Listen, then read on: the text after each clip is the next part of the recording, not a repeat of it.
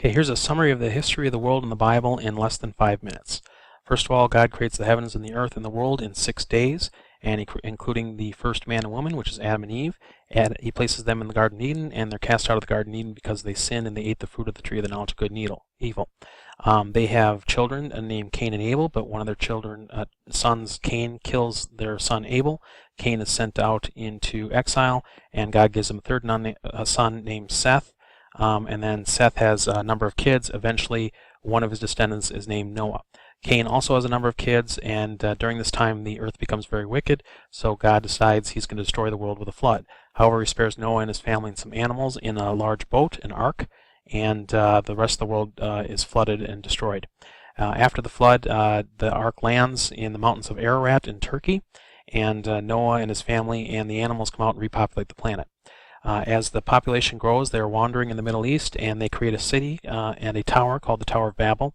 And God comes down and confuses their language so that they disperse out into become many different nations speaking many different languages.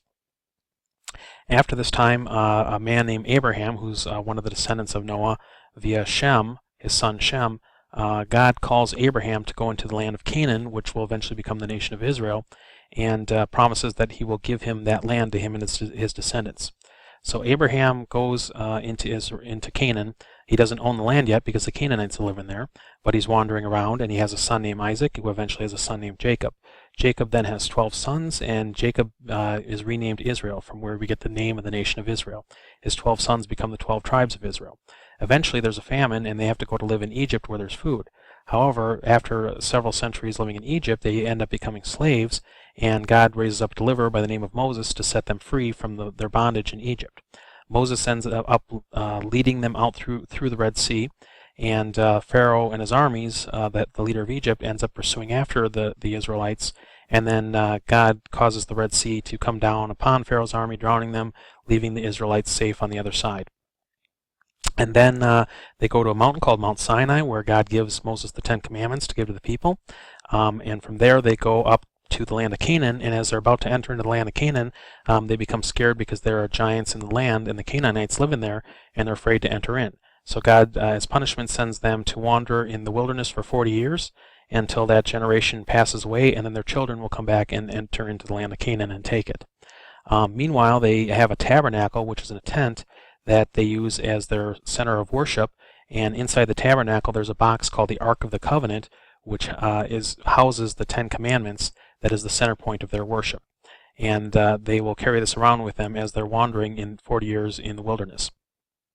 Eventually, after 40 years, that generation does die off, and then the children of that generation go in to conquer the land of Canaan. During this time, they have no kings, so there's a time of judges that rise up to judge the nation. Eventually, they demand a king, and they get a bad king by the name of Saul, but then they get a good king by the name of David, who founds the city of Jerusalem. David's son becomes king as well. His name is Solomon, and he builds a new temple to replace the tabernacle as the center of worship, and he places that in Jerusalem. After Solomon, there's a civil war, and Israel becomes 2 kingdoms. 10 of the northern tribes split off from 2 of the southern tribes, and you have a northern and southern kingdom in the land of Israel. This continues for many centuries. There are good kings and bad kings. Eventually, the nation of Assyria comes along and captures the northern kingdom. Then there are more decades pass. There's more good kings and bad kings. And then the nation of Babylon comes along and captures the southern kingdom and destroys the temple at Jerusalem. He then takes the Jews into captivity for 70 years.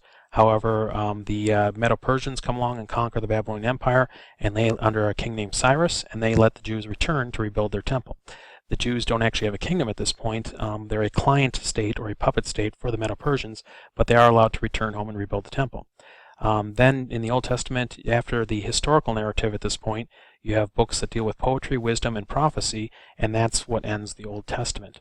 Then in between the Old Testament and the New Testament, there's some changing of hands of power in the world. First the Medo-Persians are ruling, then the Greeks, and then eventually the Romans. Then we get to the New Testament time. Just before that, the Romans make a king by the name of Herod, a puppet king, and he expands and rebuilds a grander temple. Then the New Testament begins. You have 4 Gospels, the birth, ministry, and resurrection of Jesus Christ. You have the Acts of the Church after Jesus' resurrection. You have the time of the Apostle Paul and the letters and teachings of the apostles. and then you have the end of the Bible with Revelations, which is prophecy. And that's the 5-minute summary of the Bible. Now, after the Bible, you have some historical events that include the war between the Romans and the Jews, which occurred about 30 years after the resurrection of Jesus Christ, in which the temple is destroyed in 70 AD. Those wars continue on to the Bar Kokhba revolt, which ended in 135 AD, with basically the entire nation of Israel decimated and sold into captivity throughout the Roman Empire. The city of Jerusalem at that point becomes a Roman city named Aelia Capitolina, and Jews are forbid to enter, except they can once a year come up to the wall of the city and wail and weep for the fact that they lost their capital. The Jews are again dispersed into all the nations of the world, as I mentioned, from Israel, and they are persecuted for many centuries throughout the Roman Empire, such as the Spanish Inquisition, all the way up to the time of Adolf Hitler and the Holocaust, which is one of the worst persecutions of their entire history. After World War II, the United Nations allow Israel to return to its homeland and to become a nation again, and that happens in 1948 when they become a nation for the first time since they lost their temple and since the Bar Kokhba revolt in 135 AD. After Israel becomes a nation again in 1948, they own part of their land, but they do not own the portion where the temple was constructed, which is called the Temple Mount. However, in 1967, another war occurs called the Six-Day War, in which they recapture the Temple Mount. However, they did not rebuild the temple after they recaptured the Temple Mount, because there is a Islamic structure that stands there even to this day called the Dome of the Rock that is a very holy site for the Islamic religion. And because to this day, that is still a point of tension, along with tensions over who owns the land in the nation of Israel, the Palestinians or the Jews, and you can turn on the news to see that conflict continuing even up to our very time. And so that brings us up to the present. That's a summary of the history of the world according to the Bible, and some extra biblical history context as well. And hope you enjoyed this video. Thank you.